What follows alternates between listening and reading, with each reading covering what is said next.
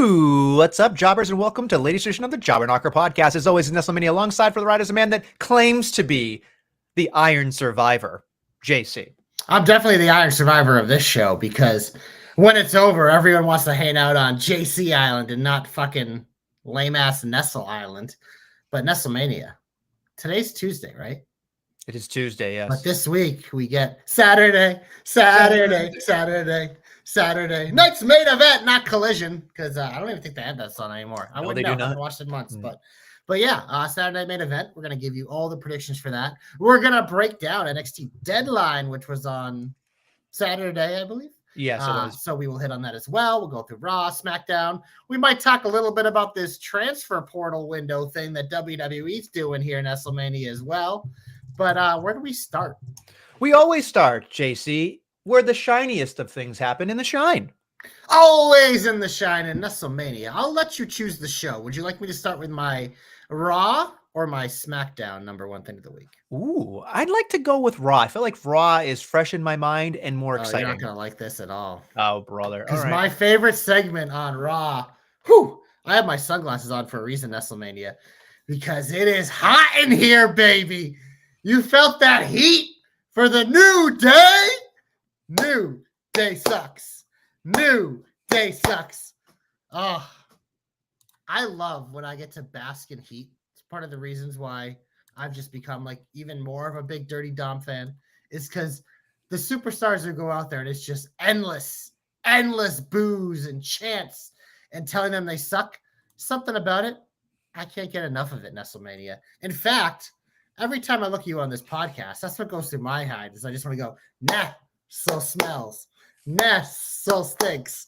Ness so can't wrestle.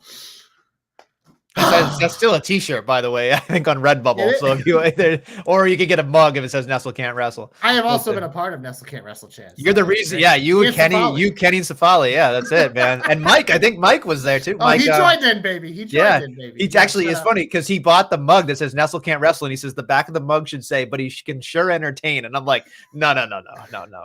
Nestle can't wrestle is way better. You got to keep it straight heat, baby. But no, seriously, like this is what I was hoping for with this last week. I'm like, you know what? Because obviously you didn't like the segment. I thought it was fine. But I was like looking forward. I'm like, this is kind of the stuff I want. And now we have a tag team that gets a reaction bigger than pretty much any of the other tag teams on the show. And that's kind of what I was hoping for out of this whole ordeal is like make tag team wrestling very good again. And I think this is a step in the right direction, having a good heel team, especially a veteran team like New Day. Just reaction was great. They played it well. Coming out, being like, we're going to explain ourselves, them not being allowed to, and then just like taking off. It went exactly how I hoped it would. It wasn't rushed, and it did what it needed to do. So that was my favorite part of Raw this week. Remember, you chose the show, so this was your fault. No, yeah. I mean, it's clearly my fault. Everything about me is my fault. So that's fine. At least that's what my therapist tells me. So I will say this much. I am wondering, in my case, like it's the new hotness, right? It's the Will Smith line, right? The new hotness to boo the New Day. But my question to you is, how long can this go? Like, because here's my thought. Like so clearly made a hissy fit last week on my end when I said I didn't enjoy it. I wasn't alone. I just wasn't the overall audience for that. That's fine. I'm glad they're getting booed. I'm glad there's something coming of it. I think that the lead up with other people shunning them as they walk through the hallway was very important. That was good. I thought Kathy Kelly did a great job there setting them up for success as well. So all that was, imperative in terms of getting them to get booed out of the building. My thought is, how long can the booing last? I'm hoping a while for them.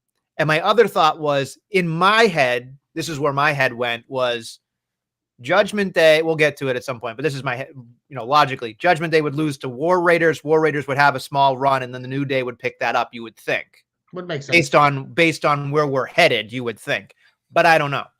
Yeah, there's also the transfer window. I think the New Day will probably remain on Raw based on how this went. But yeah, no, look at the way I look at this, like them getting the beautiful thing about why I love Heat so much is it's such a crowd interaction thing.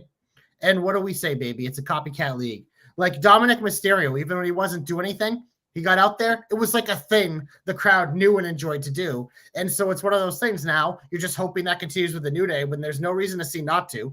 Both these guys are very good on the mic. So it doesn't take much to remind fans why they do something. So I think this has good staying power. And again, like it excites me for the tag team division because especially on Raw, I mean, we make the joke, but Finn and JD have defended those things like what, once since they've won them? So twice, it's like, I believe now. But yeah, yeah. And we're heading to this new Netflix world, and you can tell they're adding tag teams, they're developing more tag teams are getting more time. So it's something in the new year. I think that Triple H is trying to get a bigger bite of the apple, and I think this is an important early step in that process. I do wonder though, what exactly is going to happen, because I think they have to stick together for this to work. So them being against each other isn't going to happen. If Big E does come back, great. But my thought is like, and you kind of crapped on my parade last week, but it feels like Big E is closer than we think. So it's like if they're tag champions and then Big E comes back, I'll be curious to see what happens when the timing works out. Like, I'll be curious. I mean, it's going to be thought out, I'm sure, but it's in the back of my mind feeling like there are 10 or 11 time champions. They don't really need a setup here to win them. They could just win them, but then they'd be great to be tag team champions. But I assume that Big E at the Royal Rumble, if it does happen, it'll be a cool moment. If it doesn't happen, I think we're all expecting it.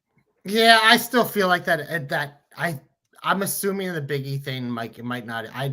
I feel like it's not close as you think and as we thought, because especially when we saw some of the reports that I know like you share with us, like of what the original plan for this segment was and why they were doing it. And obviously we know that person no longer works there, but they were setting up those segments months ago, and it was involved with like Big E being involved there, and it was kind of a thing. So I think it was one of those of thinking a way to push forward the New Day and set up a Big E return someday, but it could be next week, it could be a month, it could be a year, it could be 2, like, you know what I mean? So I'm not as much focused on that. And it's one of those things, like, if his return isn't imminent, then like they don't need to win the tag titles. Like, it's one of those things, like maybe his return is what screws them or something, you know? So there's a lot of possibilities with it, but I just like, it feels like finally on Raw, we have a good cement block that we needed to start building this foundation of teams.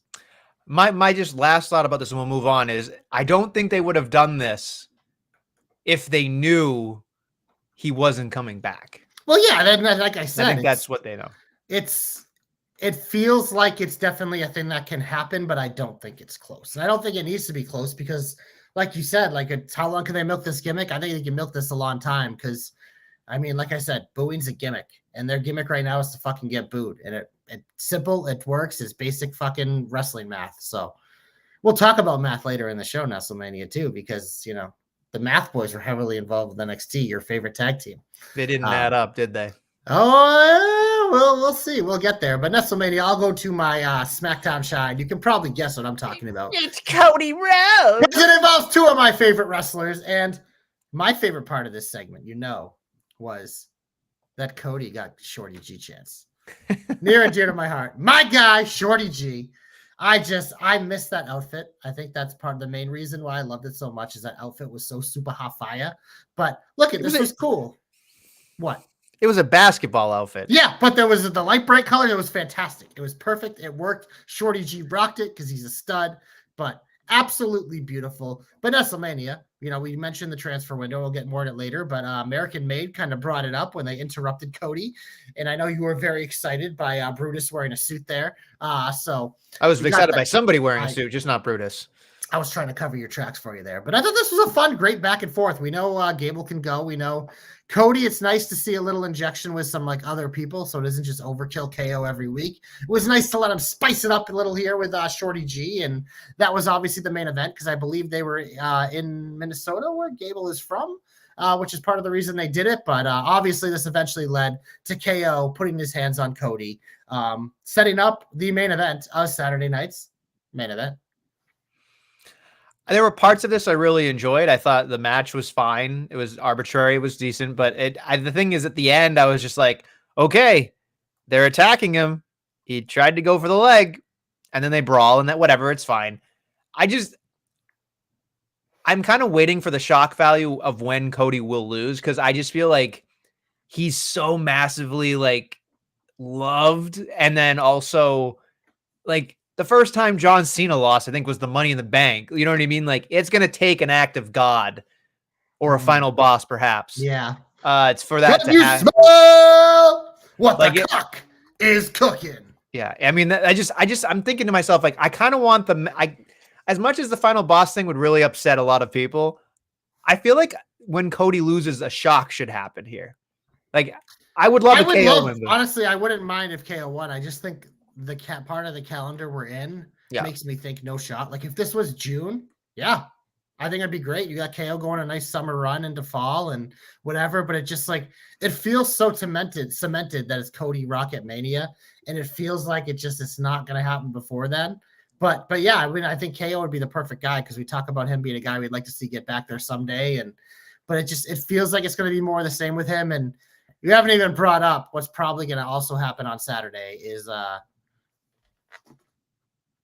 you think Randy Orton is coming back? We might hear some voices, whether it's to save Cody or whatever, and maybe tease there a little bit. Because look, for me, I would love Cody Randy to be at WrestleMania, but hey, who knows? But it's one of those things. Like obviously, we know Randy isn't done with KO, so it's one of those whether it's before the match, well, whether it's during the match or after the match, or who knows? Maybe they do save it for SmackDown, but it feels like he could factor in here, and maybe this is how you put a little dissension with Cody and Randy, like put a little tea leaf here, whether it's like Randy causing a DQ or something like that, or just something to put a little bit of friction between these two to tease something that will happen down the line whenever they decide to do it. So that's something I'd kind of look out for here on Saturday. Our boy Dommy says Orton and Cody tease starts on Saturday. So there it is. So he's with me, baby. Saturday.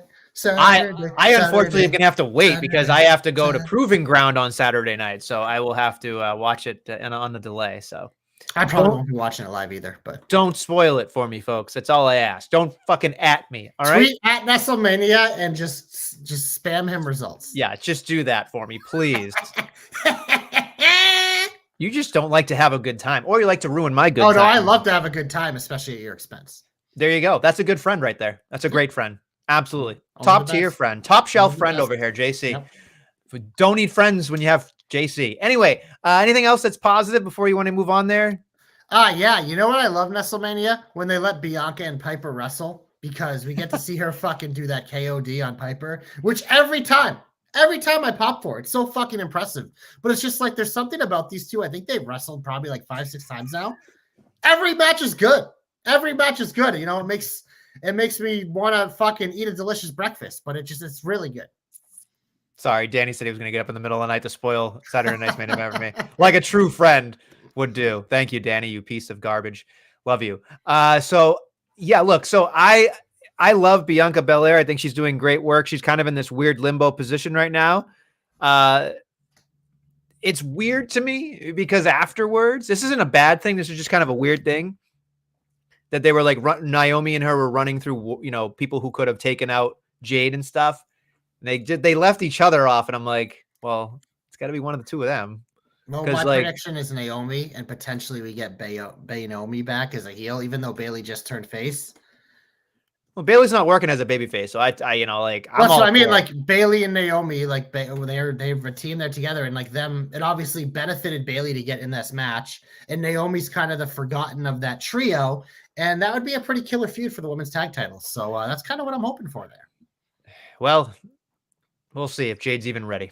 So she's ready for tag team wrestling. I personally thought the triple threat match itself, though, now that we're talking about Naomi, I was going to make this a heaty thing, but I'll just say this much. I'm glad Tiffy got over in her hometown. Congratulations to Tiffy. Seems like she's super over.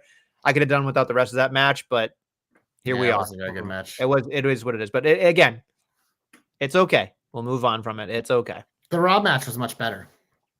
Yes, very much so. I would agree with you on that. Anything else you'd like to talk about? No? You didn't mention in the Cody promo about the 3-second tan.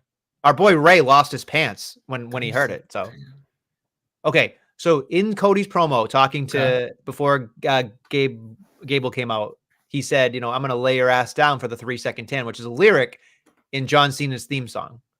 I did not pick up on that. You did not pick up on that. Okay. No, I did not. That's what you're here for, Nestle. You're the one with the fucking monocle and the magnifying glass. What am I, a fucking Sherlock Holmes? Is what you're telling me? Yeah, that's what you used to call yourself. I was Watson, baby. Well, yeah, you were Watson. I haven't had to fucking use a detective hat in a very long time because, quite frankly, there's nothing to figure out except who killed Jade. And at that point, we already kind of know. Well, there's something in the NXT parking lot every week, That's true. It's a very slippery slope. It's a never-ending gimmick mystery. I would only go outside in the daylight in the NXT parking lot. But even then, you get attacked. I just wouldn't go to that parking lot. I'd take an Uber in or something. I mean, poor Ava got hit by a door. I mean, It's just not safe. It's just not big. I think Dugganomics theme. No, I think lay your ass down for the 3-second 10. I think it's 3-second 10 is the new one, not the old one. I know basic Dugganomics pretty well, buddy. Okay. I think we all do. Whether you're fighting or spitting, my discipline is unforgiving. Got you backing up in the defensive position. I know the whole thing. All right. An ass kicking anthem, heavyweight of bantam. I know it all. Don't worry about it. I'm right. You're wrong. Let's move on. Anything else that's shine worthy? No. Okay. Hey, you got any? I'm surprised you didn't talk about something else. So maybe you do have it in the heat. I'm gonna keep moving then. Bring it up and I'll hit the button if I think it's heat. We have new tag champs. We do. Oh yeah. I didn't care for this that much. Forgot about that. Yeah, I didn't care for this, and I think our boy Ray kind of hit it on the head. But you thought this was shine? No, I'm curious because usually you're Mr. Okay, get him off my TV, get him off my TV, get him off my TV. DIY become the new tag team champions. That is a lame ass song. We are a lame ass song. You know what's funny? I like the song as it picks up. If we could just cut off the first 20 seconds, it'd be way better. Yeah.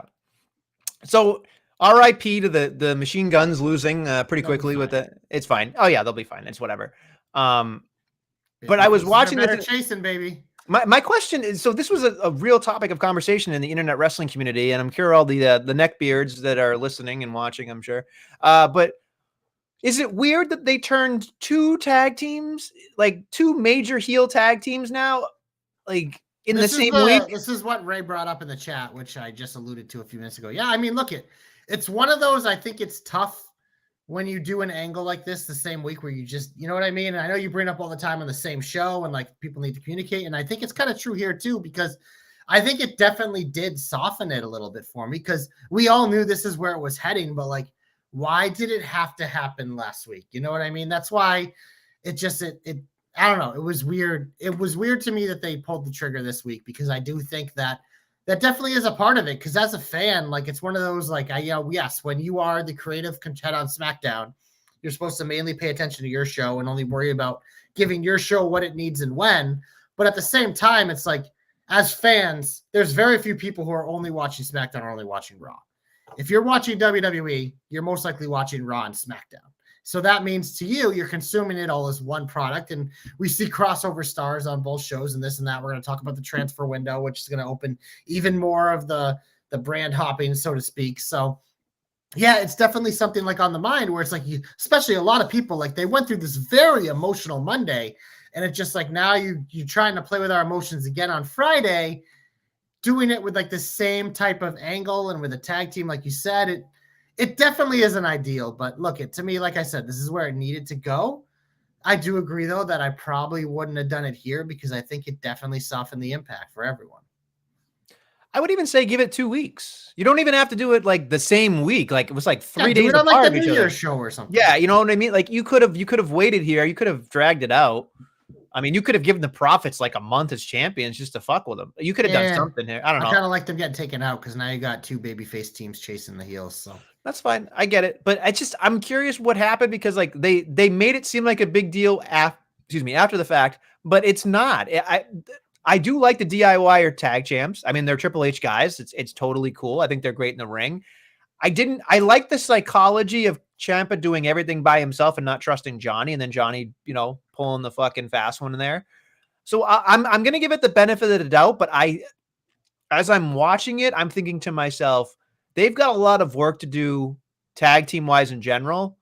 But if these guys are going to be the bad guys, they got to be super bad guys. They can't be middle of the road. We're cool heels. They have to be dastardly heels for this to work. And I'm curious to see if they can go deep down because there are people who don't want to be the cool heels and they do a great job.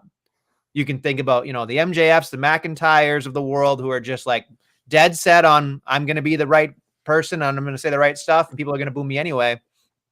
I just want DIY to follow that pattern, because if they don't, then I'm feeling like I'm watching something that's less than, especially if you're going to tell me that the New Day is probably going to be the central focus of a tag division somewhere. So I'm nervous about this because I feel like it shortchanged everybody.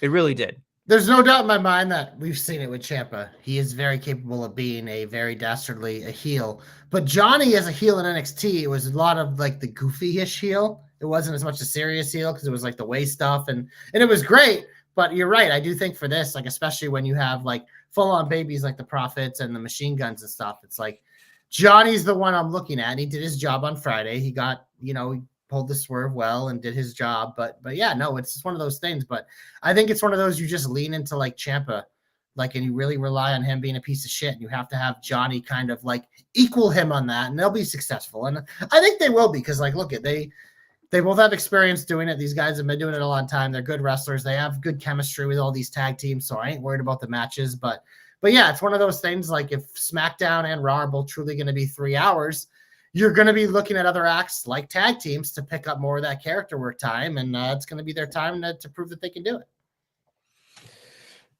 Yeah, there's just a lot going to be changing after January. So it's going to be an interesting couple of months for sure. Let's see something else that isn't necessarily the greatest thing in the world here. Do you have something specific you want to talk about before I go on a tangent? About the U.S. title? I mean, we certainly can. Nakamura, big thing. Here he comes out to cut his promo, and you know what's going to happen? Yeah, LA Knight, because they can't let that motherfucker talk, only in pre-produced things. So we're just getting more of the same here. But I did love that Tama and Jacob came out and just fucking beat up everyone. Because I was like, good, let's move on. Yeah, look, it was an interesting comment that I saw somewhere, I think somewhere in social media. It was like basically saying like now that LA Knight has lost the United States Championship, that he's going to be kind of in the conversation for a top title. And I was just like, how do you make that leap? Because that's usually what happens when you lose a mid-card title. That is the logical next step. It's just, for me, if he is ever going to sniff a world title, it has to be as a heel. To me. And I think that's what this is going to do, is this is going to put LA Knight on a track to a turn at some point. I feel like is in his future, because look, by the end of his reign, like he was still getting the big reactions from the crowd, but we agreed that his character was mostly stale. So I think the next logical step for him isn't really a world title. It's an eventual heel turn at some point. I don't disagree with you. I just feel like as much as I'm sure he sells merchandise, I'm sure he gets a crowd reaction. Still sell it as a heel. Right. But it's just hard for me because all I kept thinking about was I've never enjoyed him in the ring. I enjoy his promo work, but at what point do you become one-dimensional, or you're kind of just hitting all the hits, as we say, right? Like go out and give me your hits. Like if you're a band, you play your hits. So I feel like I'm looking for something more. I'm not getting any substance from LA Knight anymore. And like you said, a heel turn may help, but I'm not hating on the guy. But I think that's okay. Here's the thing. I think everybody is in love with the idea of how long it took him to get there, and the 20-year story, and how he's overcome everything, and he became a model, and then he had to do this, and then all that. That's over now. Right. No, but I know, but I think they're still looking at him as the same way they look at a Daniel Bryan, how long it took him to get there. And they're fixated on that story instead of being like, let's switch him. You know what I mean? Like, I think you're right that switching him is you just give him a new coat of paint, right? Like you give him something new. You have new people to play with. I think it works better, but I don't know. And Dom makes a good point here. He needs to figure out his moveset. I think that's critical, Dom. I think that's true, because a lot of what he does, he's not comfortable being a babyface. That I can tell. I think he's comfortable with the microphone, but I don't think he's comfortable being a babyface. When you're a babyface, you have to be vulnerable. I have not believed as a fan, as a watcher of wrestling for over 30-something years, I don't believe he's in peril. I don't believe he's ever going to feel hurt. I don't feel sympathy for the man. And those are the best baby faces, when you actually are like, oh my God, like, well, fight back, buddy. I don't care if he fights back.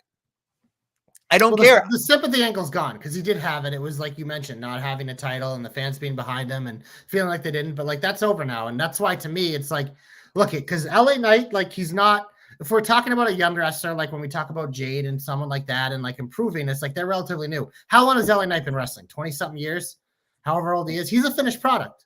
And he's a good finished product. He's had a very successful career. Now he's made it to the mountaintop. He won that title. And it's one of those, like, we know what he is. He's a guy that should be on TV every week because he gets a reaction. Like you said, he's a great promo.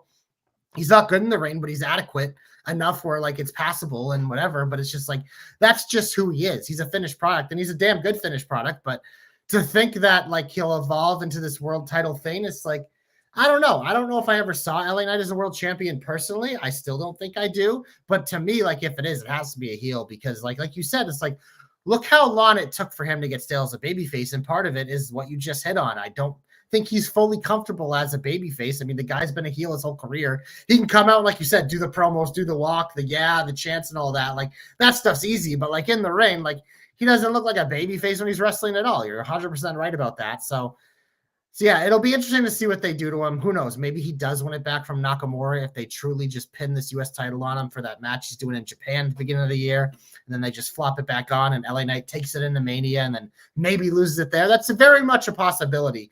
But to me, I think like it's time to start leaving little breadcrumbs for his heel turn because I think that should happen by at the latest after WrestleMania range, you know? Okay, moving on. Something we already talked about this, but I do want, this pissed me off. This is a thing only Nestle would get upset about, but here we are. I really enjoyed the KO having Michael Cole talk in his car. I thought that was awesome. But the one thing that really fucking drove me nuts was that they put a fucking GoPro dashboard cam inside the car.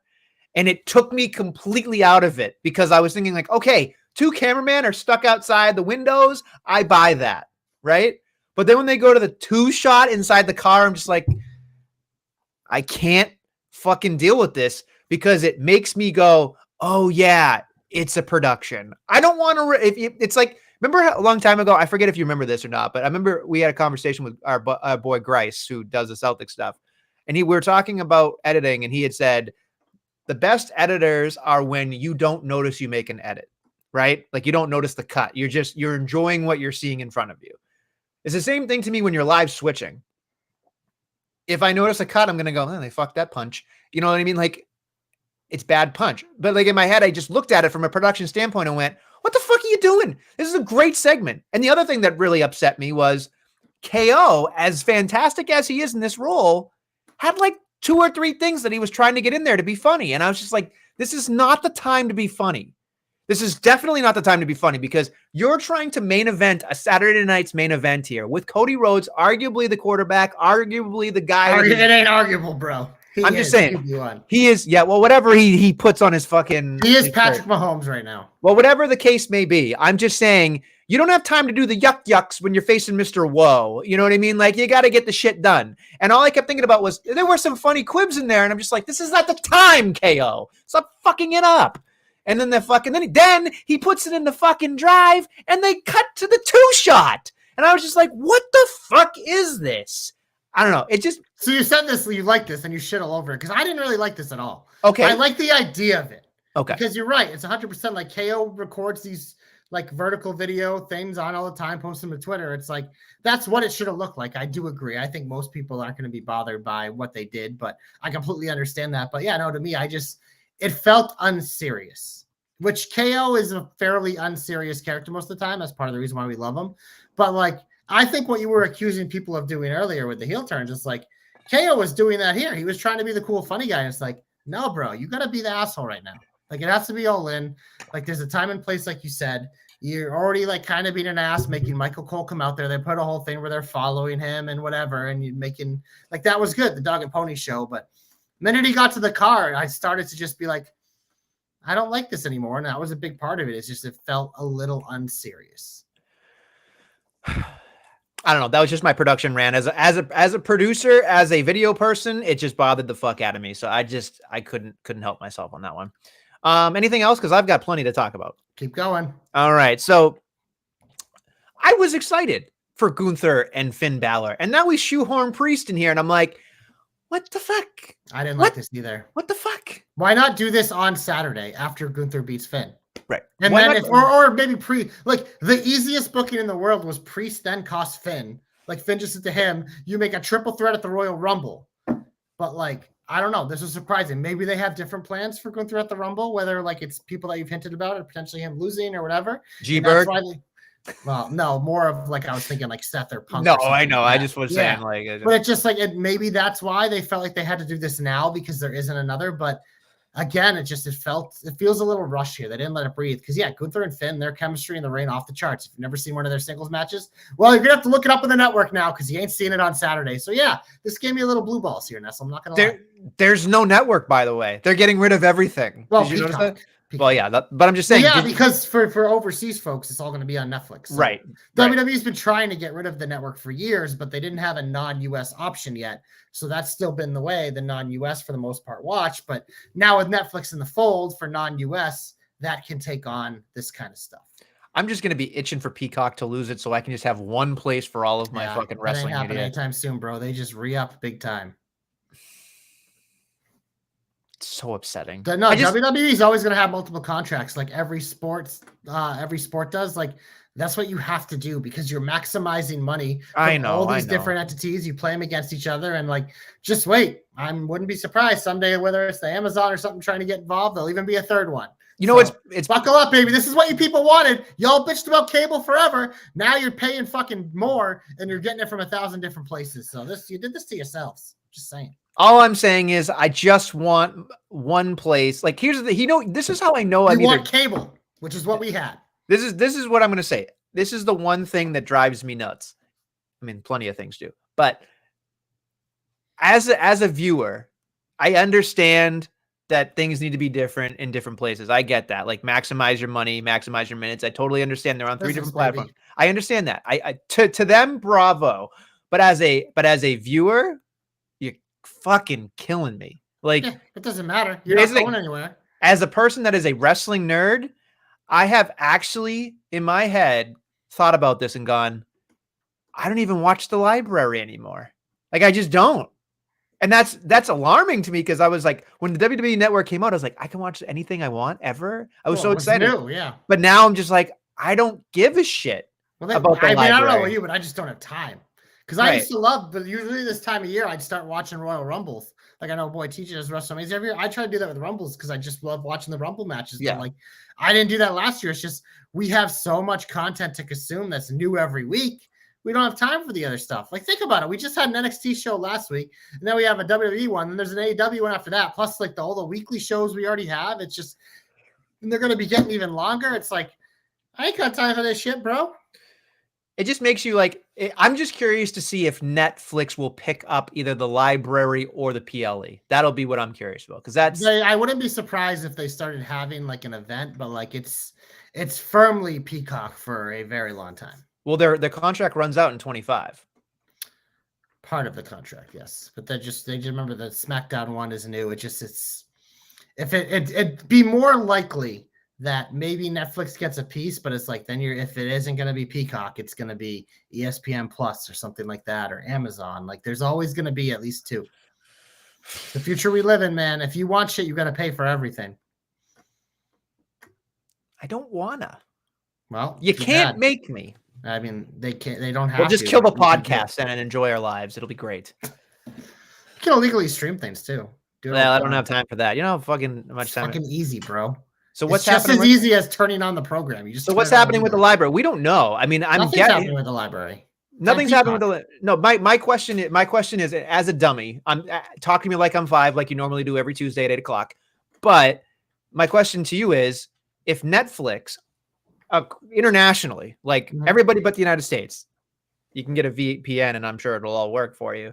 But like, if they do it for everything else in the entire world except us, and they have the tape library, why wouldn't the library and the PLEs, if they're already host on Netflix, then go to Netflix if they already have a deal in with CW and USA for those television rights?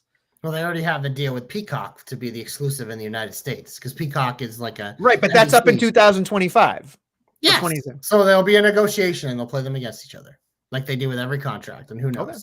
Like I said, maybe ESPN gets involved, and all of a sudden in the US we're on fucking ESPN Plus. It just don't know, or Amazon gets involved. Suddenly you have to have Prime. Like it Apple TV. Like, come on. Paramount Plus.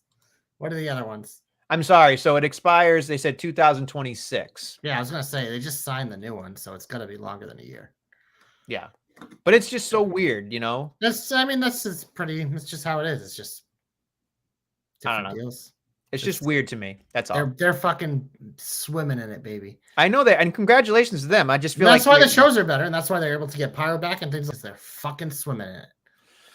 All right, let's move on to other things here. Let me make sure I didn't miss anything else. We talked about JD. No, we talked about Judgment Day. I felt like the main event with Rhea and Raquel got rushed because the New Day went long, and that felt like we were just slipping on a banana peel here. They started at like 10:50, so we had nothing going on here, and they just completely rushed. The thing was a mess. I would have liked to see more here because they've had good matches in the past. Yeah, we know they can do it. They're best friends. So I was just kind of bummed out for them. And it just felt like this entire show was kind of not timed properly. I'm curious, you didn't bring up Drew McIntyre and Sammy. Yeah. Do nothing them? Okay. Yeah, I felt like not a lot happened here. It was pretty predictable. Okay. I don't know. Why? Do you have takes on it? No, I'm sitting. I like the packaged promo of his explanation. Yeah, I'm enjoying it. I felt like we didn't really go anywhere, and they're fighting on Saturday, so I feel like this is the beginning of something. I don't know. We'll see it. Maybe. I feel like they're just doing it so it's a good way to bring back Drew, keep a little bit of the same momentum, and then we're on to the Rumble after that, where all these single guys have plenty of story with the Rumble. So okay, fine. And you didn't talk about Seth Rollins or CM Punk here, so again, nothing moving the needle. Okay, yeah, nothing moved fear for me. And you didn't talk about the Wyatts and Final Testament. It was an 8-man tag, bro. Wow. I mean, that for me, that seems like every day, but for you to say that, I'm just curious. When have I ever come on here? If it isn't a gimmicked like pumpkin match or something, when have I ever come on here and been like, 8-man tag? Okay, I'm just give me pumpkins, give me guitars, give me Miracle on. I don't think we're getting those things anymore. I really don't think Triple H. Sure, we literally had a pumpkin one. We had a Halloween one, yeah. And we'll have them. I guarantee we'll have a Miracle on 34th Street fight, whatever the fuck it's called. Okay. All right. Shall we get glorious? You're my only hope. Now, JC and I were talking about this, transfer, trade window, whatever you want to call it. Is it a trade? Is it a transfer? Who knows? Transfer window. Transfer window. We've got a lot. It seems like championships will be changing here as well. Really? Adam Pearce said that champions are allowed. So maybe they flip the tag titles or something. Maybe, because now you can do whatever you want. It's not Raw, SmackDown, red and blue belts and shit like that. It's just it is what it is. Well, the interesting thing is because we obviously saw Cody on Raw this week when after he chastised the New Day, but he was coming out of the office with Pearce. Netflix, they're going big. Do they flip the world champs? So here's my logic. I don't think WWE wants to completely burn the bridge with USA. Oh no, they won't. But they still got the bloodline. So, but my thought is the bloodline's coming to Raw. That's what I think. Cody and the bloodline. But I would be shocked if. But which bloodline are we talking about here? We're talking about Roman Reigns' bloodline. So they're going to come to Raw. Roman Reigns and Jimmy because Jay's already there. Yeah, and so is Sammy. Yeah. If they do that, then they're not flipping world champs. I don't think. Because I don't think you can take Roman and Cody away from SmackDown. Because that also means you're taking the Rock. No, I think Cody will stay because it lines up with the Rock SmackDown show. It'll make more sense that way. I think Cody stays. I think the bloodline moves to Raw. I think Gunther is going to lose that championship very quickly and probably go to SmackDown. I can see that happening once he loses that championship. Because I think they're going to try to make that Netflix show as big as humanly possible, and they're going to try to squeeze the shit out of that World Heavyweight title to make it be big, whether it's a Rollins, a Roman Reigns, a CM Punk. Whomever's holding that championship is going to feel like a big deal from now on, and I think Gunther's the first step in that direction, but I can see those three holding that championship in the foreseeable future, especially on Raw. Interesting. I'd be more likely to think they just flip Cody and Gunther. Okay. But maybe those would be big transfers, but like what else you got here? Okay, so what do you think about the women's division then?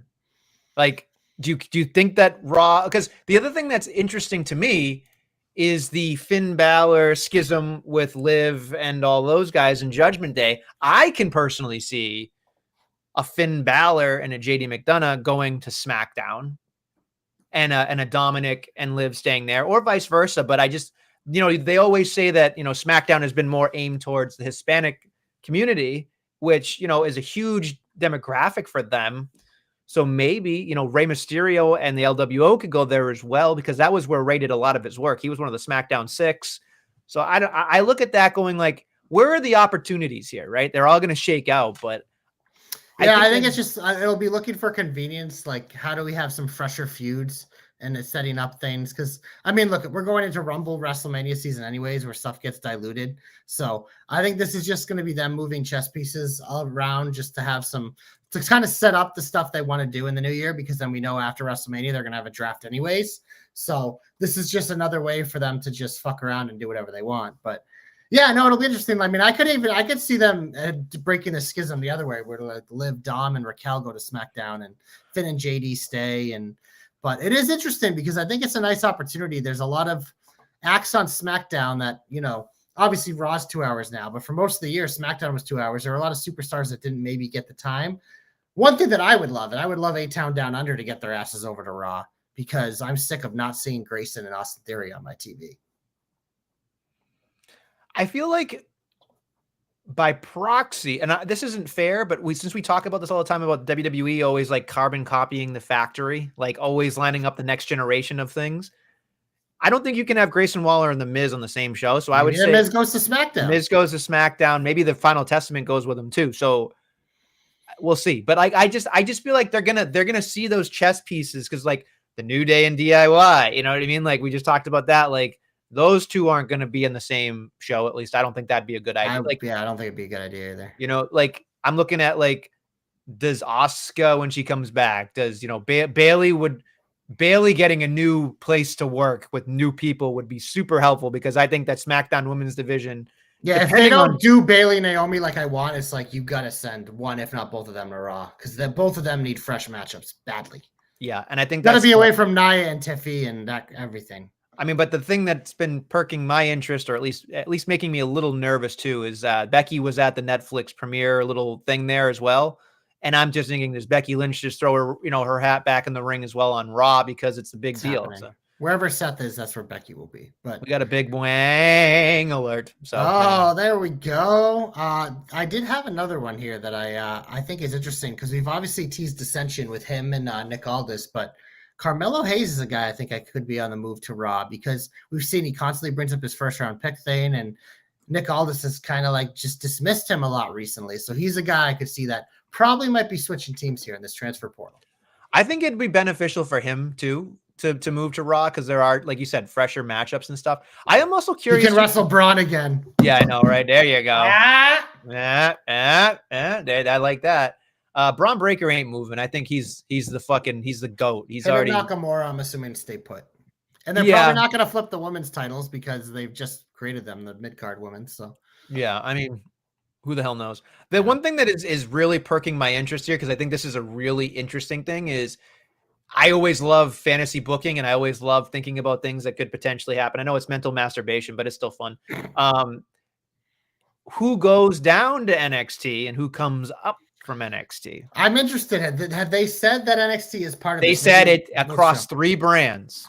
So this is where it gets interesting, because there are, of course, a lot of those NXT acts that have been kind of beaten that we've kind of like saying like maybe they're going to get called up in their Rumble or after Mania, but it's like maybe there's a couple here that come up a little early, but it feels like this transfer window is a short-term thing. So maybe the potential champions like Roxy and Trick, who we think might lose and then end up, they're more of the Rumble or post-WrestleManias. But it's interesting to see what other acts down on the show, because to me, I think Wesley is one that maybe they slide up somewhere, and then it's a bigger discussion whether we think he'll succeed on the main roster, but he has the big match with Javon Evans side NXT. But it sure feels like if he isn't getting a shot at the NXT title, which it's open now, it feels like it's put up or shut up time getting to be for him, because feels like he's done almost all he can do on NXT. I'm looking at this roster. They could build a 4th show. Like, it's unfucking real, the people who are sitting on the bench here. Yeah. Like it's like this. Well, with third roster- hours on the two main shows, it'll feel, I think, a little better, and I think it feels like both the shows are going there, and a lot of this roster depth will come more in handy there. I hope you're right, because I'm still down in the R's right now, and I'm like, Jesus Christ. You know, like there's a lot. Like we don't really see. They're not adding all these extra titles by mistakes. It's like we know we have time to fill. Like we always say, the easiest way to do a feud is for a title. So we're gonna have freaking 4 men's singles titles, 4 women's single titles, 2 men's tag titles, and women's tag titles on the main roster. So it's just like that's a lot of feuds going on at once. Never mind the non-title feuds that you have. So I think it's going to be better. Like my boys, like the Giovanni Vinci's of the world, might actually get back on TV once that third hour comes back, or your boy's Pretty Deadly and acts like that are just kind of like not really there at all, just because in the 2 hours you really only have time for the main squeezes. So I'll say like people, I'll be interested to say like I always love a Wesley, I always love a Wendy Chu. Like I'm just looking at another one. She hasn't really done anything. Like Athea Hale, now where does she go? She could probably. I mean, I know she's incredibly young. I don't think she's leaving NXT yet. Yeah, but it's one of those like. I mean, I would never call up Andre Chase because I don't think his gimmick works at all in the main roster, and you just keep him veteran and developmental or whatever. But it's just like there are definitely guys and gals that, especially in the women's division, like we talk about all the new ones we got. It's like. Whether it's I know Fatal Attraction or the fuck they're called. They have like the titles, and Jasmine's kind of new. But Fatal Influence. Yeah, Fatal Influence. But like Fallon and JC have been there forever at this point too, so it's getting to be about their time. So there's a lot of names there. It'll be interesting to see. But yeah, Wendy Chu's a good one because we know she can go, and she's got this new gimmick that maybe it's time for her. Jasmine Nix can come up anytime she wants. I'm just gonna say that she makes a lot of things come up from what I hear. So yeah, probably. But it's just as I'm going through the roster, as long as they just don't bring Hank Walker, I'll be fine. Hank and Tech, they're probably gonna beat Fraxium. Can I tell you? Fraxium's beating everyone but them, and then the fucking Jade. Can I? We'll talk more about NXT later, but can I just make a point of like, if they ever like. If you ever needed an example of the NXT being a factory for like, oh, so-and-so left, we'll just make this. It's like, we don't have fucking heavy machinery. Let's make fucking Hank and Tank. Right?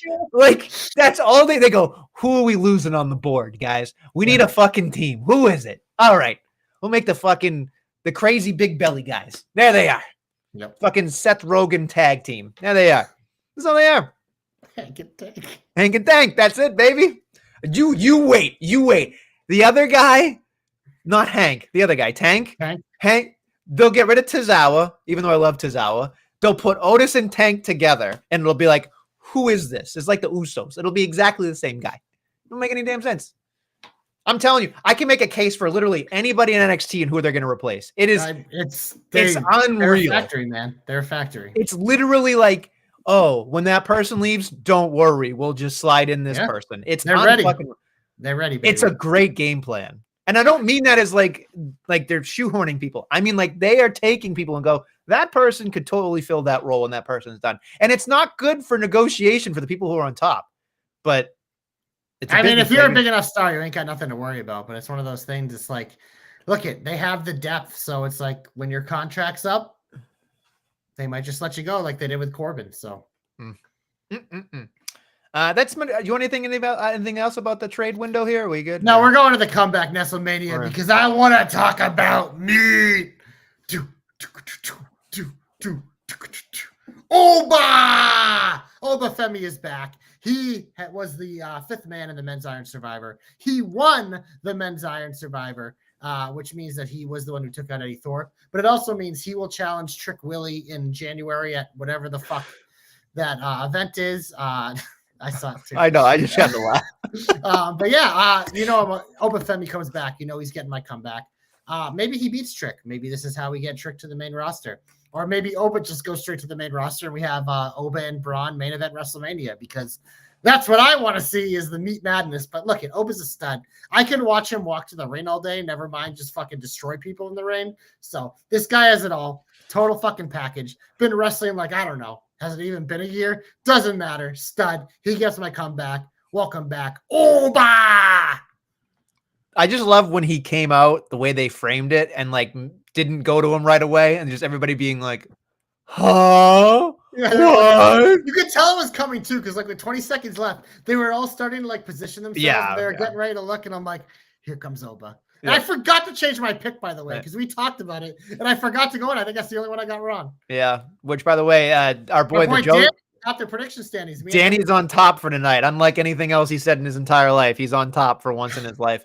But look, our boy Joe Stopper, goose egg. So that's a rough go there, bud. Maybe you should stop watching Collision and start watching real wrestling like NXT Deadline. Whoo. Okay, my comeback. Are you ready, folks? Aye, aye, Captain. Can't believe he's back already. I wish you had a prop for this. It would make such a mess. I know. Well, the problem is it's my own. Your wife would kill you. Yeah, absolutely. She's a lovely person. She puts up with a lot, so I can't really. She puts up with you. That's all you got to say. Yeah, it's true. Yeah. Paul Ellering returns with an enormous amount of powder, which I was just like, this is hilarious. This is fucking hysterical. The referee turns around and he's like, why is the guy just filled with cocaine? Should I do it? Oh, whatever. I can't tell. And then big finish. Final Testament wins. And I'm just like, this is comical, but it's so great. And it's just like, they're all back together. And I do love the whole like prison bitch Miz thing where it's like, I'll be out now. And they're like, you're not going anywhere. And I'm just like, I just love it because you can feel his asshole tighten up every time he's near the Final Testament. And finally, the Final Testament feels like something worth watching. The Y6 estimated. The Y6 lost to Final Testament. They should because here's the thing. Sympathy, right? Yeah, Sympathy. They're also like an unbeatable force. So it makes Final Testament feel like they matter. Right. And I think you can have a dub and an L, and that's okay. And everybody can bounce back in wrestling. That's fine.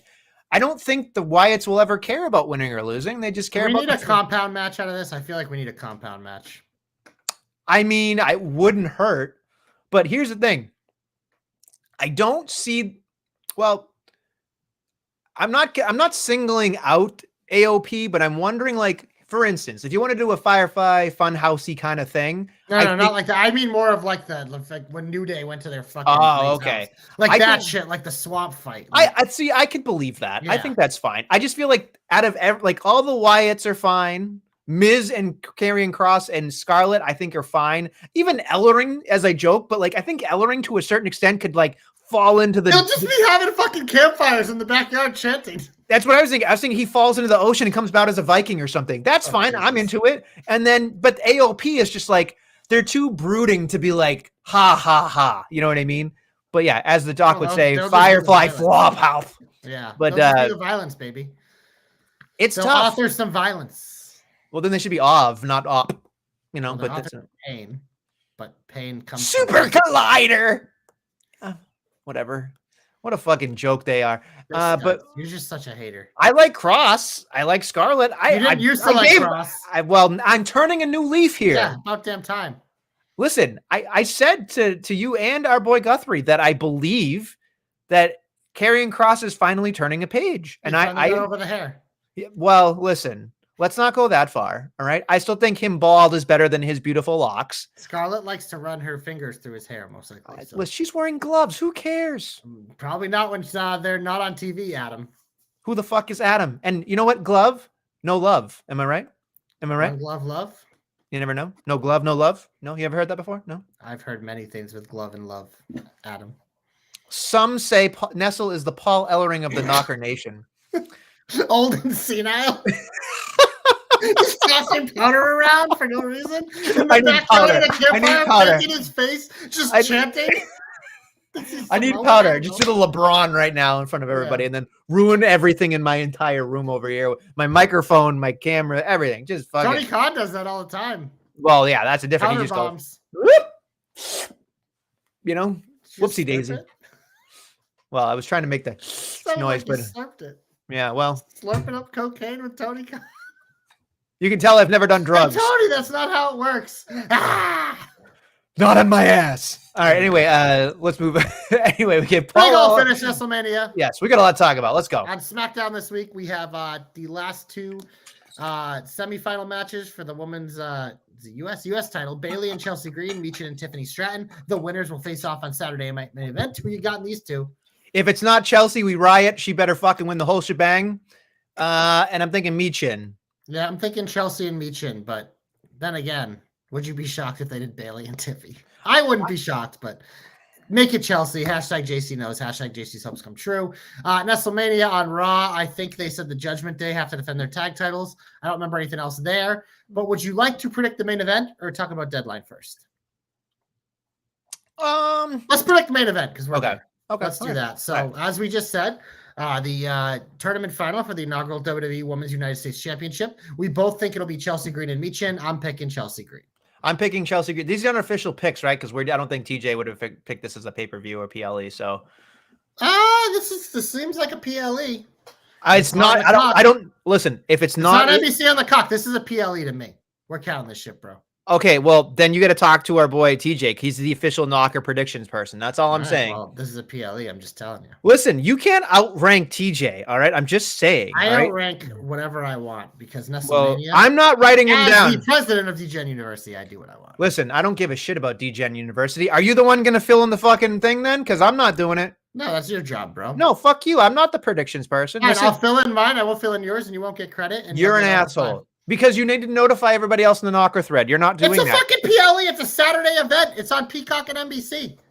Come on. I'm gonna need TV. The ones we don't do are the TV specials. Like AEW probably has some fucking lame ass gimmick for Wednesday that they're probably calling. We don't pick that shit, but it's on Saturday or Sunday. That's fucking predictions because that is a premium live event, bro. I don't believe you. I'm gonna bow to TJ on this. If he says do it, we'll do it. I mean, I'm counting it, so I'm going to tell I'm texting him right now. I am going to totally tattle on you right now. Well, it's a PLE, so we're predicting it, and here it is. Next up, we have a singles match. Sami Zayn versus Drew McIntyre. Who you got? Oh, McIntyre. That's it? No analysis?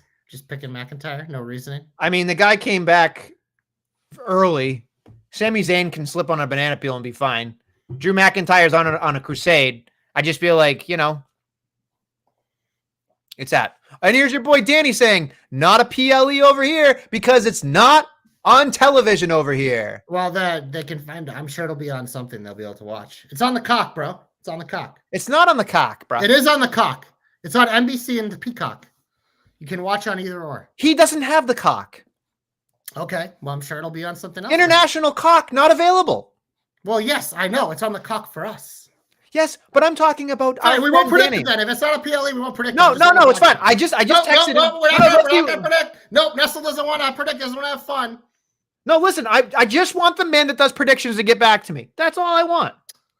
Let's predict it, just in case. Well, I don't know. Nestle doesn't want to have fun. He doesn't want to give people predictions. Doesn't want to. I just picked two of them. Hot two. I'm picking Sami Zayn because Jey Uso is going to help him. Okay, fine.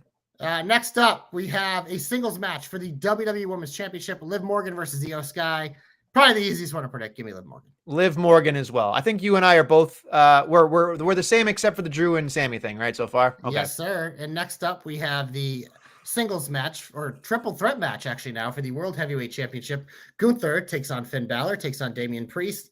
Triple threat, probably an easy way for Gunther to retain. I would think Gunther wins here, but out of everything I'm looking at here, just go with me on this. Just on it. We know we're getting a new champion crowned. We know Liv Morgan's not going to lose. Cody Rhodes probably won't lose. What I got to do? You women's US champion. Well, yeah, but like, there's your comp. But like, are they really going to do a retain a Mania here with the rest of it? I don't know. I'm picking Gunther, but I feel like. Why did they shoehorn him in here? Like, why did they put Priest in here? That's to me why it screams like they must have a plan at the Rumble beyond these two. So it just like it must be whether it's Seth or Punk or whatever. And it's just like if we don't do it here, we're not doing it at all. That's what it feels like to me. All right. But I don't know. Maybe Priest and Finn are just supposed to fight forever. Because that's how it goes. Imagine if that goes all the way to WrestleMania and that's where the payoff is. Ugh. It's possible. It could be trending that way, Adam Mania. But Nestlemania, maybe your title change happens here. The main event, singles match for the undisputed WWE Championship. The champion, Cody Rhodes, puts his title on the line against Kevin Owens. I would be shocked here if KO won. It would be fucking fantastic. But I don't know. I think Cody's going to roll with it. Yeah, I'm picking Cody. You think I'm picking against Cody? Come on. I ain't picking against Cody till it's The Rock. Is that Will Rally Sport 1? Is that what am I wrong? Will Rally Sport 1, yes. He says, hi, guys. Seth versus CM Punk will be at Mania. I think you're probably right about that, but how do we get there? Because if it's for the title, that means one of them has to win it before then. And the other one might win the Rumble. Also, if you read the dirties, they say that apparently the Netflix premiere is supposed to have this first matchup, which is like, what? I'm just saying. There could be some schmuck. I mean, look it. Who knows? We can read whatever we want to read. Rally Sport 1, yeah. Yes. But yeah. He also said Cody not losing. I agree. Not there. He's losing to The Rock at WrestleMania. Oh, God. I can't even say that without getting sick. What if The Rock beat him before? Like maybe the lead-in so we can win it back. Yeah. I'm just saying. I don't know. I'd love if he beat The Rock at WrestleMania, and then maybe he lost like the night after WrestleMania to like someone. The Rock ain't showing up after WrestleMania. No, not to. I'd be saying he loses to someone else after WrestleMania. Yeah. And Danny just said he just looked and Saturday Night is live on the YouTube. There you go. That's how they're doing it for international. See, they got Danny's back. They were gonna make it so they couldn't watch it overseas. Fine, we'll do it. I'm insane. Imagine doing an event be like, you can only watch it in the States here, States privilege. No, they want everyone to watch their product. And guess what YouTube has? Advertising. They want that money, baby. Yeah. So that's good. That's good. Smart. I'm zeroing out everybody because I'm a good person. I'm deleting all of this and doing it for TJ, okay? Wow, so why don't you stall? Why don't you just fucking stall? Well, we can start talking about NXT now that we predicted that because they had their PLE last weekend at Deadline, which you failed to meet. But you know what? Like I said earlier, our boy Danny is now atop the predictions, one ahead of me.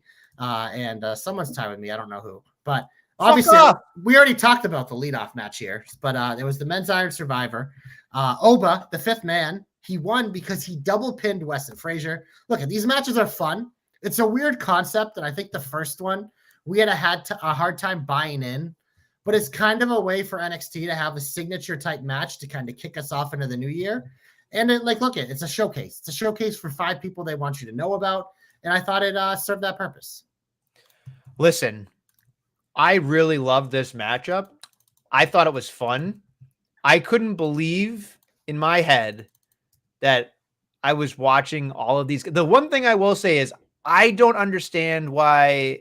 What's I'm gonna forget his name. Is it Trayvon? Is that the guy? I forget his name. How do you say it? What's his name? Who?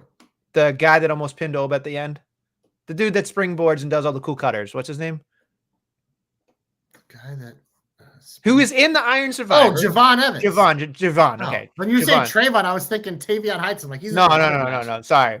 No, like I said, I knew I'm not like I know who he is, but I just to me he's bouncy. Yeah, my thing is the one thing that I will say is like the names on some of these names are just like we got to come up with names that are memorable because some of these things. I remember Javon Evans. Javon's a cool name. I don't know. I'm just not a big fan of the names of some of these people, like the Out the Mud guys. Your name shaming? I don't care about their names. Their tag team name is Out the Mud. That's all I care about. Okay, that's all. And they follow Jada around. Which, speaking of, we go to match 2, match of the night, my favorite match of the year, greatest thing ever. NXT Underground, Lola Vice defeats Jada Parker, gets her revenge. This is officially Lola's match. She's never lost it, probably never will. Tiffy says she wants to fight Lola in NXT Underground. I think a lot of us would be okay with that. But yeah, I mean, look it. Woman hits you in the face with a brick. You better get your comeuppance, and Lola got it here. They had a nice little underground matches. These matches are fun. This was something that Raw did with Shane McMahon. It was weird, but NXT's kind of made it where it's kind of like it's what happens when people just want to brawl, and I think it's a good place to bring it out. I think these two have had a really fun feud. We'll see if we get a third one between them, but they got good chemistry. I mean, Jada's a fucking badass. Lola's a fucking badass. We're going to be shoulder shimmying and twerking all night long to these two. I just love Jada Parker. She's one of my favorites now. She's fucking amazing. She's great. Leader of Out the Mud. Your favorite. Javon Evans. Yeah, Javon Evans. Come on, bro. All right. I'm just saying. He's bouncy. I don't like what they call him, the OG. Yeah. No, something or other. Cedric the OG. Yeah. The other thing too is he's got to work on his promos. I know he's like 20 years old. So he's clearly a little, What are you trying to explain? Just he's got a couple screws loose, But that's why he's awesome. But Oba Femi and the other guy, I thought Wesley did a great job. I mean, the thing is Oba got pinned, so he's not impervious. I'm just saying. He got pinned by Tony D too. I'm just saying he's not impervious. It's good to do it now, bro. But when he gets to the main roster, they're gonna make it so he's not gonna lose for like ever. Like that just. but that's fine. But yeah, those are the first two matches. You want to go to the third match? Your favorite match on the card? Fraxium versus Randy Orton and Tavion Heights. Listen, I had a lot of fun watching this matchup. Again, it's a great match. That poor guy, was his name the dude that looks like Randy Orton? Miles Bourne. Miles Bourne. Again, literally, and the crowd was chanting RKO, and I'm just like, yeah. Why is that a bad thing? I don't get it. Like the freezer boy can shove a dick up his ass. Like, what are we talking about? That's great. I mean, the drop kick is almost eerily similar. It's ridiculous. Like I was watching it, I'm like, his manner, like the only thing I kept when I was watching this guy, like again, the names to me just feel so generic that I don't attach myself. Watch him enough, you'll get it, bro. You'll get I'm just saying, like, I actually like the quarter catch crew now, like a little bit, because Ren Sinclair's brought life to that. Well, we'll talk about her in a second. Yeah. Great character, probably one of the best they got going, but she's part of the factory in case Chelsea Green doesn't show up. You know what I mean? Like, there it is. Like, hey, and if Randy Orton needs a stunt double, you got Miles Bourne. Whatever. But the other dude, and I'm sorry for not knowing these names, but it's the truth. Tavion Heights. I'm sure I'll get to know it. He is very green, but yes, they sent him to Japan. It clearly helped, but like, you can see the athleticism and why they like him. Sure. But it's just like he's just so new to this type of wrestling that's why you stick him with a group like No Quarter Catch Crew, because him and Bourne, neither of them have to talk yet. Like, Bourne's kind of the goofy one of the group now, but it's just like you let Dempsey and Ren take the reins as these two get better and better, and then they're very high on their ability in the ring. And now you just hope that they learn the rest. But right now, they work fine as a tag team. And like you said, this was a banger of a match. I was just shocked because, like, Nation Frazier it seemed like he got his nose broken on the first match. Yeah, he was bleeding by the end of this match, too. It broke open. And he broke so, like, I kept thinking about, like, as much as we joke about Fraxium, and we all joke about it, I was thoroughly impressed with how much Axiom was able to do. Still think it's a terrible gimmick. Still think his gimmick sucks. But yes, the in the ring is great. I love Nathan Frazier. Mainly because I love his theme song, but like his character has really grown on me because he's just. I'm like, oh my God, I can tell you were fucking trained by Seth Rollins because you got the same fucking moveset, asshole type gimmick too. Like, just like when Seth Rollins leaves, Nathan Frazier, like that. Just like I'm just saying, who does Axiom replace? The future of Lucha Libre. Nah, Dragon Lee's replacing Rey Mysterio. So I guess he is. So Axiom slides up to the number 2. I'm telling you, NXT does not give a fuck. They're just like, well, we don't have this, don't matter. Give them 2 years and we'll have the replacement. It doesn't matter. NXT is literally perfect for the replacements. It is. It doesn't make any sense to me. But again, tag team wrestling was great. The problem is as I was watching this match, I kept thinking to myself, Trayvon Heights, as you said, is his name? Tavion Heights. Tavion Heights. See, I'm going to get all these names wrong. And Miles Bourne. Okay, so Miles needs to definitely look less like Randy Orton and find what he looks like. I think you should lean into it now, just because you and fucking Freezer got all mad about it. And Heights, I don't mind it. I think it's funny. I think he's good. Like, you can tell. Both these guys are athletic. They both need to slow the fuck down, but they were facing the wrong people to slow down against. That was the problem. You can't slow down against Nathan Frazier. But no, the thing that I was laughing at was like, you look at Heights. I'm just going to call him Heights because I'm going to fuck up his first name. It's just like the singlet is the amateur singlet with the fucking sleeves and shit. And I'm just I'm like thinking to myself, I'm like, when he cuts his hair, if he gets different gear, eventually gets a third dimension to his character. I was like, I can see this guy doing very well. Very well. Well, you know why they cut Damon Kemp? Because this guy's better at Damon Kemp. Absolutely. Absolutely. There it is. Yeah. So I thought they did a fantastic job, everybody involved. Next up, Trick Williams beats Ridge Holland to defend his NXT championship. But Oba's next for him, so this could be the end. But look at this feud served his purpose. I'm curious to see what's next for Ridge, if he does a little more in NXT, or if it's like time to send you back up and see if you've rehabbed yourself enough. But I think he's proven he could be a valuable heel. But it's just like, we'll see. We'll see how it will translate when he ends up back on the main roster.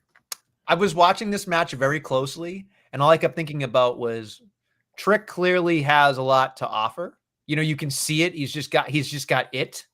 There's nothing you can deny. Mm-hmm. He's got a good attitude about everything that he's doing. His moves need help. You can see that. And his timing needs a little extra. But in terms of the crowd loving him, he's already got that. That's the hardest part. So I think the rest can be forgiven. But then I watched Ridge. He'll get there. The more he wrestles, he'll get there. And then I was watching Ridge, and he definitely has improved.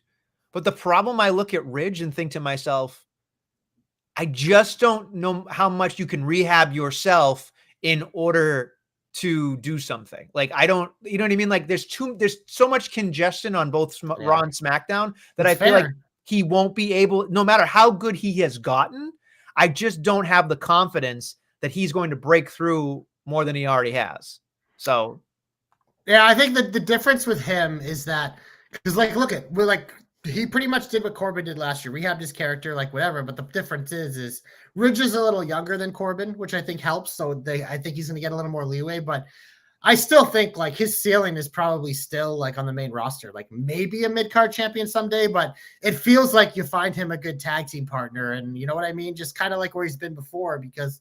But I think what he did prove is in the promo department, he did prove he can keep up. And I think that was important. So that's why I'm curious, because look, the guy has the look. He's a fucking massive human being. Like his accent, I love his accent. It's just everything. It's starting to click. It's just, can it click at the next level? our boy Danny said, send Ridge up to help the New Day fuck up Big E when he comes back. Jesus Christ. Imagine Ridge is the world champion when Big E comes back. Oh, boy, that'd be a story. That'd be talking about a full circuit moment. Yeah, full circuit indeed. I don't know if that's even going to sniff anything in that direction. I would be stunned if he won a world title, but yeah. All right, moving on. Main event, the Women's Iron Survivor. This is full of studs, but as JC predicted, the studliest of the studs, Julia, wins the match as the Iron Survivor, #1 contender to take on Roxanne Perez. But yeah, Nestlemania, this match had it all. Stephanie did not win, but she did not get pinned in this match. Ren ate a lot of pins early, but she ended up getting one as well. Soul did her thing being all athletic, and what's her name? Delta, she's Delta. She beats people up. So look at this match. Name Zarya. Oh yeah, that's her name. That's where I get confused, is because when she first debuts, they call her Delta, and that's what everyone called her. It takes me a while to get used to what they're trying to make her call her. It's like when she shows up, just call her Zarya. You're confusing me, but whatever. But yeah, I love this match. It was great, and I think the right person won. I was pleasantly surprised with how this match went from beginning, middle, and end. I thought there'd be kind of a whatever in the middle. I love the idea of Ren losing and then going back in and losing and like I just thought that was. And then she fought, and then she got a redemption with the one pin. I was like, this was a fantastic way. The one thing I will say about this match, and I think I tweeted it out, but again, want to say it here. I loved the way that this match ended, and in terms of not just who won, but placement of where people were. Like everything was thought about. Like Soul was in the penalty box. Like she could never do anything. Like then we had, unfortunately we had Stephanie outside the ring. That couldn't have happened. We had Julia win. Did she pin Ren or did she pin? I forget who else was in that match. I don't remember exactly who got pinned. Zarya. I don't think Zarya, but it was, Zarya definitely got knocked out too. So it was just like the way that I think Ren probably took the pin, but it was just like the way that it happened was perfect. Like everything about the ending was just like, didn't get pinned in a box, couldn't get like everything like was so well put together at the end. I was just like, this is amazing. This was absolutely fantastic. Best booker in the world, Shawn Michaels. And I was so floored, just even by like Ren starting the match and being nervous against Julia and the whole thing, and then like spacing out, like they didn't have Julia and Stephanie face each other, like they did, but they didn't hit each face other. off, but they didn't really, yeah. And like Zarya was just killing motherfuckers left and right. Like I love this whole thing. Like to me, I'm gonna be hyperbole for a second, but like I thought this matchup could potentially break the top 10 this year. Interesting. Maybe 10, but the minute this match started, I was like, this is why it's main eventing. Because this is good. I mean, it's just the amount of like talent in that match. Like this women's division is insane. It continues to be insane for years, but it's just like the fact that it was already considered the best women's division in wrestling. And you had Julia, Vaquer, and Zarya within a month of each other. Are you fucking kidding me? It's just like, let them cook, baby. And it's just like, look at Roxanne's ready. So it's like, it's time to pass the torch. But it's like, you said it on the thing. It's like Julia beats Roxanne. You have Julia and Vaquer. You can do WrestleMania weekend if you want. It's just like, they got they got matches upon matches upon matches. Never mind. It's like, think of all the women that weren't in this match. We already talked about Lola and Jada. Kalani wasn't in this match this year. It's like, and on down the line, it's just like the talent pool, the Fallon Henley, JC Jane, Thea Hale, like it's just insane. Insane. And this was a great showcase for 3 of their new girls, an underappreciated one in Ren, and then one of the ones who's been steady for a while in Sol Ruka. You know what was interesting to me? I don't know if you noticed this, but this was something that I looked at towards the end of the match. If you look, to me, like if you look at the scoreboard and on the big board when they were counting, like in the back of the entrance, I was just looking at it and I'm like, oh, I should have known that Julia was going to win, because it was like literally in the importance order.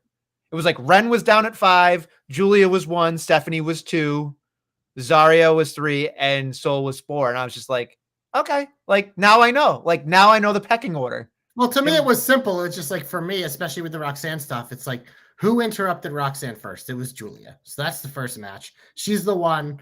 And then, but like Stephanie obviously came out next, and it's like, okay, she's going to be Julia's big rival once Julia wins it. And then obviously it feels like Zarya might go challenge for that mid-card title for a bit and maybe eventually win it. But it's just like, that's why to me, it's like Julia was just obvious. And plus like Julia, she's had the hype for a while. She's been signed for a while. And it's just like, I get it. The second I saw her on my screen, I'm like, okay, I get it.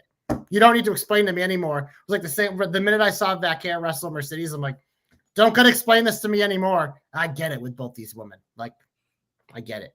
Studs. It's just amazing that they're leaning on the women so hard. The men's tag division and the men's singles just feel like kind of at a loss right now. Yeah, the men's tag is a mess, but it's like every match is a banger because Fraxium puts on nothing but bangers this year. Like as much as we like to shit on them all year, it's like I've been heavy on it down the stretch here. It's like they have been so consistent and good because like you said, they don't stop moving. Full speed ahead, and that's exciting to watch. Speaking of full speed ahead, it's time to talk about AEW.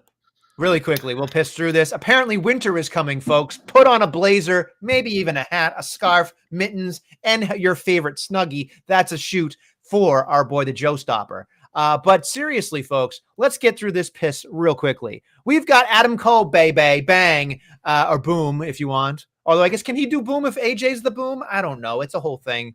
It's all about gimmick the boom. Infringement. And winner faces MJF at World's End is Kyle O'Reilly. Auto parts.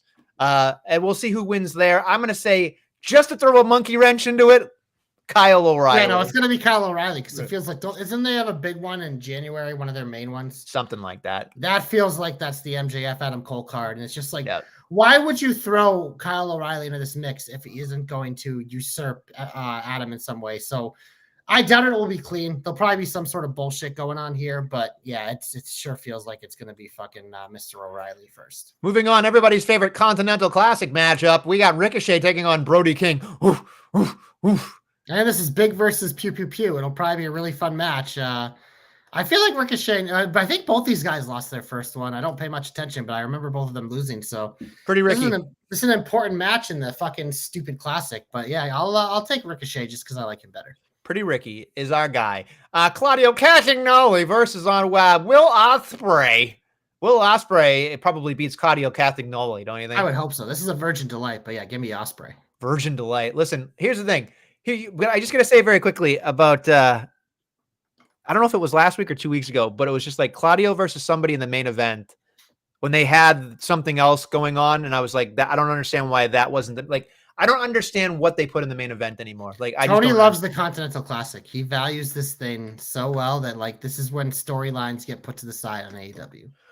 We've got the AEW Women's Championship on the line as Mariah May, thank you, against Why is this not on pay-per-view? What am I missing here? To me, like this is one of the few feuds I want to see on this fucking show. And maybe there'll be chicanery and we'll get it again, but it's just like they've been like Mariah versus Mina. We've been literally waiting for since Mariah versus Tony. Like this was the next step. Oh yeah. Mina loves her boobies. Yeah. You know? Who doesn't? Who doesn't? Yeah. I'm assuming we're going to get some schmaz here. Schmaz between the boobs. Gotta love it. Gotta love it. Gotta love it. Anyway, our main event apparently is Jon Moxley and Pac versus Jay White and Orange Cassidy. That's right. I'll be turning it off before this. I could give a fuck. What's going to happen here? Bullshit, and it's going to end with a brawl with the fucking Moxley dildos beating everyone up. It's like, I don't fucking care. And then, you know what's going to be a problem? Is Wheeler Yuta going to come out, and I'm really going to get pissed off. That fucking guy, get it out of here. I'll say this much. John Moxley, channel changer. That's it. It is unreal to me that guy, as good as he is, as valuable he is to AEW, every time he's on my TV now, I go, where's my fucking fast forward? Every time. We talk about this change, but what is he changing? It's like, yeah, you put the title in a bag. Okay. Why? Like, what are you changing besides just being a fucking asshole? Because that's all you're doing. Like, what? I don't know. This is tough. This is tough. Event. Mariah and Mina should main event. I agree, but it's not going to happen. I will say this much too. It occurs to me after we've talked about how much we don't like the Continental Classic. I've realized that Tony Khan just decided to take his pants off and jerk himself under the table and be like, we're going to just make New Japan and Americanize it over here for AEW. Nobody cares about Japanese wrestling in the United States. I'm sorry. Well, and the ones who do watch and watch it. You don't need to. You don't need to do it. It services everybody. Japan can service people in Japan and people over here. You don't need to make it happen over here. Nobody cares about this many tournaments and cups. Nobody cares. Isn't the G1? Doesn't that get you a world title shot? Yes. This gets you a made-up card title that I don't even know if it's a mid-card title. Because your mid-card title is the TNT and TBS. This is some fucking made-up thing. That never gets defended. Yeah, so it's just like, you're doing all this work and you're not even getting a world title shot out of it. That's the flaw. I'd care more if this led to a true number one contender. If this was like their Royal Rumble. You know what I mean? But it's just like, instead, it's just like, oh no, we're just going to do it because Tony thinks it's cool. And if you win, you get a fucking, what do we even call it? Low card title? It's not even a mid card. It's a consolation prize, is what it is. Yeah, you get this fucking piece of shit. It's a participation trophy. Thanks for showing up and winning something that doesn't matter. It's a soccer trophy, is what it is. Sorry, youth soccer trophy. Let's put it that way. It's what it is. Doesn't get defended. Nobody cares. It looks like a belt that's made from that replica. Who even is a champion right now? Is it Okada? Yeah. So what's the lineage with it? It was Eddie, Brian, Okada. Brian didn't win it. No, so it's just Eddie to Okada? Yeah, that's it. Fucking lame. Yep. Bring back Eddie. I miss Eddie. At least he entertained me. Hell of a promo. Anyway, I think that's pretty much it. Let's get out of here because I'm freezing my ass off. Winter was already coming anyway. On that note, thank you for listening to the Jobberknocker podcast. We'll be back next week with some more Jobberknockery. Yes.